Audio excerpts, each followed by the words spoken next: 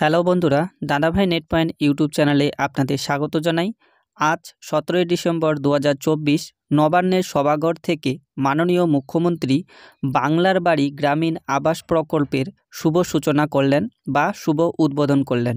মাননীয় মুখ্যমন্ত্রী মমতা বন্দ্যোপাধ্যায় গ্রাম বাংলার মানুষদের প্রথম কিস্তির 60,000 টাকা দিয়ে এই প্রকল্পের শুভ উদ্বোধন করলেন। অর্থাৎ এই যে বাংলার বাড়ি প্রকল্প রয়েছে, এই প্রকল্পের প্রথম কিস্তির টাকা কিন্তু অলরেডি আপনাদের অ্যাকাউন্টে দেওয়া শুরু হয়ে গেছে। তো কয়েকদিনের মধ্যেই কিন্তু ধাপে ধাপে এই টাকাটি আপনাদের অ্যাকাউন্টে ঢুকে যাবে।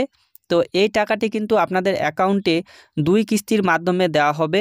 প্রথম কিস্তিতে 60,000 টাকা আপনাদের অ্যাকাউন্টে দেওয়া হবে, যেই টাকাটি কিন্তু আপনাদের অ্যাকাউন্টে অলরেডি দেওয়া শুরু হয়ে গেছে। তো কয়েকদিনের মধ্যেই কিন্তু আপনাদের অ্যাকাউন্টে এই 60,000 টাকা ঢুকে যাবে এবং এই 60,000 টাকার কাজ আপনি যখন কমপ্লিট করে নেবেন তখন কিন্তু আবারও আপনাকে 60,000 টাকা দেওয়া হবে। তো এখানে আপনাকে কিন্তু টোটাল 1,20,000 টাকা বাড়ি তৈরি করার জন্য দেওয়া হচ্ছে।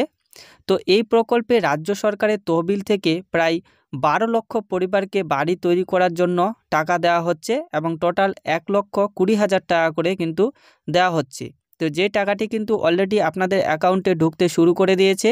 তো আপনার যদি নাম স্যাংশন লিস্টে থাকে তাহলে কিন্তু আপনি এই টাকাটি অবশ্যই আপনার অ্যাকাউন্টে পেয়ে যাবেন। তো আপনার নাম স্যাংশন লিস্টে আছে কি না সেটা দেখার জন্য অবশ্যই কিন্তু আপনি আমার টেলিগ্রাম গ্রুপে অ্যাড হয়ে যান। আমি কিন্তু প্রত্যেকটি ডিস্ট্রিক্টের লিস্ট সেখানে দিয়ে দিয়েছি। আপনারা কিন্তু সেই লিস্টটি থেকে আপনার নিজের নামটি খুঁজে দেখে নিতে পারবেন যে আপনার নাম স্যাংশন লিস্টে রয়েছে কি না। যদি আপনার নাম স্যাংশন লিস্টে থাকে তাহলে কিন্তু অবশ্যই আপনি এই প্রথম কিস্তির 60,000 টাকা আপনার অ্যাকাউন্টে পেয়ে যাবেন। আর যদি ওয়েটিং লিস্টে থাকে তাহলে কিন্তু আপনাকে অপেক্ষা করতে হবে, পরবর্তীতে আপনি কিন্তু এই টাকাটি পেয়ে যাবেন।